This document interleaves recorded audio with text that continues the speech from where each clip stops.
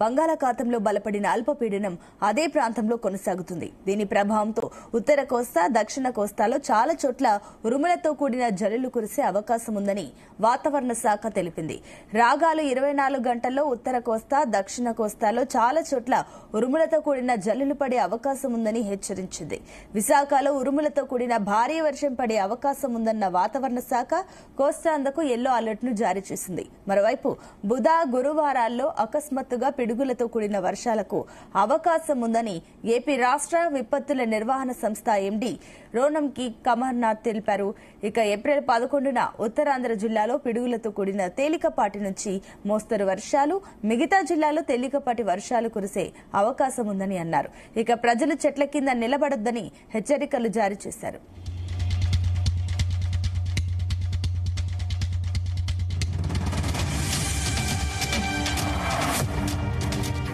రైట్కి ఇదే అంశానికి సంబంధించి మరిన్ని డీటెయిల్స్ మా కరెస్పాండెంట్ శ్రీనివాస్ అందిస్తారు. శ్రీనివాస్.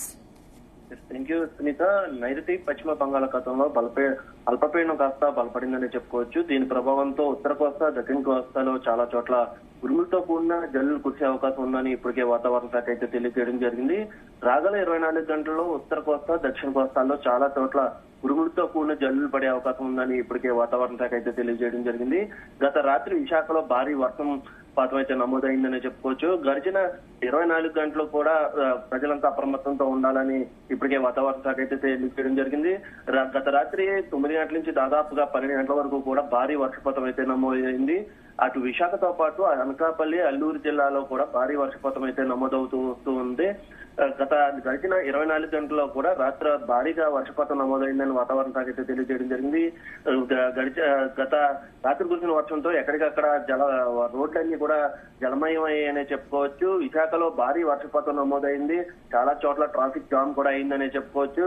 ఇప్పుడు అనకాపల్లి, అల్లూరు జిల్లాలో అయితే ఈ అల్పపీడన ద్రోణి ఎక్కువగా ఉంటుందని కూడా తెలియజేయడం జరిగింది. అయితే రానున్న 24 గంటలు కూడా కోస్తా ఆంధ్రకు ఎల్లో అలర్ట్ ని జారీ చేయడం జరిగింది.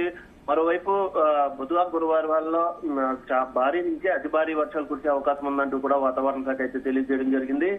అలానే ఏప్రిల్ 11వ తారీఖున ఉత్తరాంధ్ర జిల్లాలో పిడుగులతో పాటు తేలికపాటి వర్షాలు అయితే నమోదవుతాయంటూ కూడా ఇప్పటికే వాతావరణ శాఖ అధికారి అయితే తెలియజేయడం జరిగింది. ప్రజలంతా కూడా అప్రమత్తంగా ఉండాలి. లోతట్టు ప్రజలంతా కూడా సురక్షిత ప్రాంతాలకి రావాలంటూ కూడా ఇప్పటికే వాతావరణ శాఖ అయితే తెలియజేయడం. అయితే ముఖ్యంగా రానున్న 24 గంటలు విశాఖ ప్రజలంతా కూడా అప్రమత్తంగా ఉండాలని తెలియజేయడం. రాత్రి కూడా పిడుగులతో పాటు ఉరుములతో కూడిన భారీ వర్షపాతం అయితే నమోదైంది. రాత్రి కురిసిన వర్షానికి ఇప్పటికే చాలా చోట్ల రోడ్లన్నీ కూడా జలమయం అయ్యాయని చెప్పుకోవచ్చు. అటు అనకాపల్లి జిల్లాలో భారీ వృక్షాలు ఇరుగుపడడంతో అటు మాడుగుల, అల్లూరు జిల్లాకు వెళ్లేటువంటి ప్రాంతాలన్నీ కూడా ఇప్పటికే ట్రాఫిక్ అంతరాయం అయితే కలిగాయని చెప్పుకోవచ్చు. రాత్రి కురిసిన వర్షానికే అటు అల్లూరు జిల్లాలో కూడా పెద్ద పెద్ద చెట్లన్నీ నేల కూరడంతో అటు అల్లూరు జిల్లాగా వైపు వెళ్లే వాహనాలన్నిటికీ కూడా కాస్త అంతరాయం కలిగిందని చెప్పుకోవచ్చు. రానున్న 24 గంటలు కూడా ప్రజలంతా కూడా అప్రమత్తంగా ఉండాలి.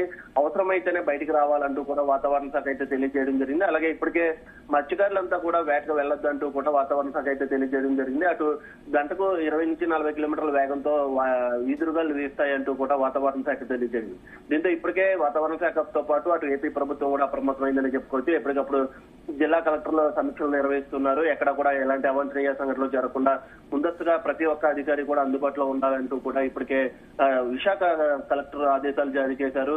అవసరమైన చోట నిత్యావసర సరుకులతో పాటు మెడిసిన్ కూడా అందించాలని ఇప్పటికే వాతావరణ శాఖ అయితే తెలియజేయడం జరిగింది.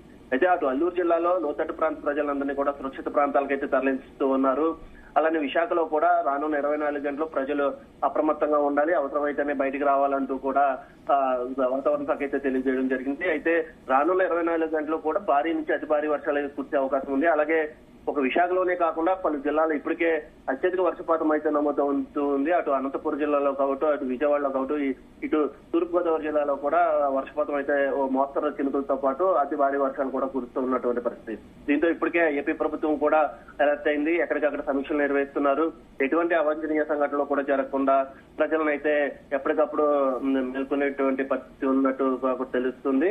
అయితే రానున్న 24 గంటలు కూడా భారీ నుంచి అతి భారీ వర్షాలు అయితే కురిసే అవకాశం ఉంది సునీత.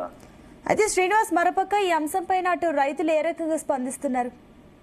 ఎస్, అయితే గత కొద్ది రోజుల నుంచి కూడా ఉష్ణోగ్రతలు భారీగా నమోదవుతున్నాయి. వేడికి తట్టుకోలేకుండా ఉన్నటువంటి పరిస్థితి. అలాగే ఈ అకాల వర్షంతో పంట నష్టం జరిగే అవకాశం ఉంది అంటూ కూడా ఇప్పటికైతే రైతులైతే ఆవేదన వ్యక్తం చేస్తున్నట్టు పరిస్థితి. అయితే ఈ విశాఖ రూరల్ ప్రాంతాల్లో అయితే మోస్తరు చినుకులు పడుతూ ఉన్నాయి. అటు మిగతా ప్లేస్ లో పశ్చిమ గోదావరి జిల్లా అయితే ఇప్పటికే భారీ వర్షపాతం నమోదు అయింది. అయితే రైతులు కూడా కాస్త ఆవేదన వ్యక్తం చేస్తున్నటువంటి పరిస్థితి. వరి నాట్లు నాటుకున్నటువంటి పరిస్థితి. వాళ్ళకి ఎటువంటి ఆపద కలుగుతుందంటూ కూడా ఇప్పటికే రైతులైతే ఆందోళన చెందుతున్నటువంటి పరిస్థితి. పూర్తి క్లారిటీ ఇవ్వట్లేదు. అటు వాతావరణం సాగే ఎప్పుడు వర్షాలు కురుస్తాయి, ఎప్పుడు ఉష్ణోగ్రతలు నమోదవుతాయి అంటూ ముందస్తు చర్యలు ఎటువంటి హెచ్చరికలు జారీ చేయట్లు సడన్ గా అప్పటికప్పుడు చెప్పడంతో రైతులైతే కాస్త ఇబ్బందికి గురవుతున్నారనే చెప్పుకోవచ్చు. అయితే రానున్న 24 గంటల్లో కూడా అటు రైతులు కూడా అలర్ట్ గా ఉండాలి. తమకు అవసరమైనటువంటి నిత్యావసర సామగ్రిని దగ్గరగా పెట్టుకోవాలంటూ కూడా వాతావరణ శాఖ అయితే తెలియజేయడం జరిగింది. అయితే కాస్త రైతులు కూడా ఇబ్బంది పడేటువంటి అంశమే సడన్ గా వర్షాలు పడడంతో చాలా మంది ఇప్పటికే వరి పొలాల్లో నాట్లు వేసి ఉన్నటువంటి పరిస్థితి. వారందరూ కూడా ఇప్పుడే కొన్ని ప్రదేశాల్లో అయితే వరి నాట్లు నాటినట్టు పొలాల్లో నీరు చేరుకుంటుందంటూ కూడా అటు రైతులు కూడా ఆవేదన వ్యక్తం చేస్తున్నటువంటి పరిస్థితి. అయితే ఏదేమైనప్పటికీ రానున్న 24 గంటలు కూడా చాలా క్లిష్టమైన పరిస్థితులు ఉంటాయి. అందరూ కూడా అలర్ట్ గా ఉండాలి అంటూ కూడా వాతావరణ శాఖ అయితే తెలియజేయడం జరుగుతుంది. రానున్న 24 గంటలు భారీ నుంచి అతి భారీ వర్షాలు కురిసే నేపథ్యంలో ఎవరో కూడా చెట్ల కింద ఉండొద్దు అంటూ కూడా వాతావరణ శాఖ అయితే తెలియజేస్తూ ఉంది.